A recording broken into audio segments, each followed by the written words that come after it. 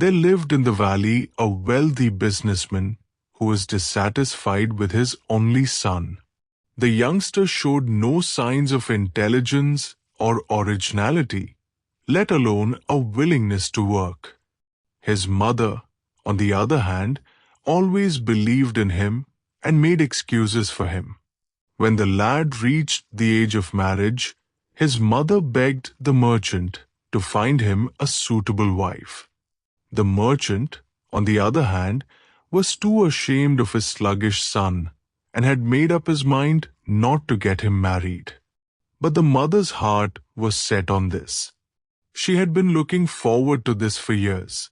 It would be unimaginable for her son to spend his entire life alone.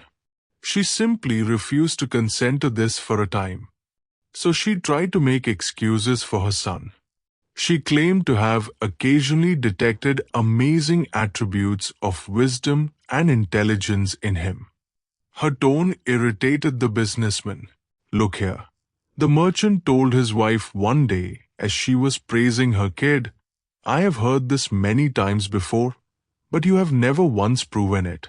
I don't believe any of what you say is true. Mothers are blind. However, to please you, I will give the fool another chance. Send for him and give him this one modest currency, a rupee. Tell him to go to the bazaar and spend this 1 rupee on one item. That one item must include something to eat, drink, chew on, and something to grow in the garden." After giving the youngster the rupee and explaining these directions, the boy departed from the mother. He was startled to find himself by the river and pondered, what may be purchased for a single rupee to eat, drink, and perform all the other tasks my mother requests? This must be an impossible feat. The ironsmith's daughter appeared at that same moment. She asked the boy, seeing his disgruntled appearance, what was wrong. He disclosed all the instructions given to him by his mother. Saying, "I know what you can do," she spoke. The girl said, "Go buy watermelon with 1 rupee. It gives you something to munch on, something to drink, and something to plant in the garden.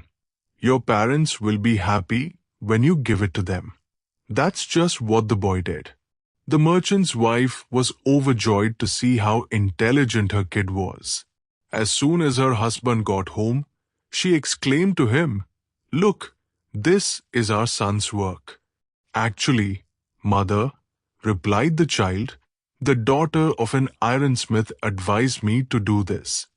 Still, the father was pleased that the young man had come up with such a clever fix. They then extended an invitation to the ironsmith's family to supper at their home. The two young people's parents were happy to see their love blossom. The ironsmith's daughter eventually wed the merchant's son, who grew up to be a diligent young husband, and the two of them enjoyed a long and happy marriage.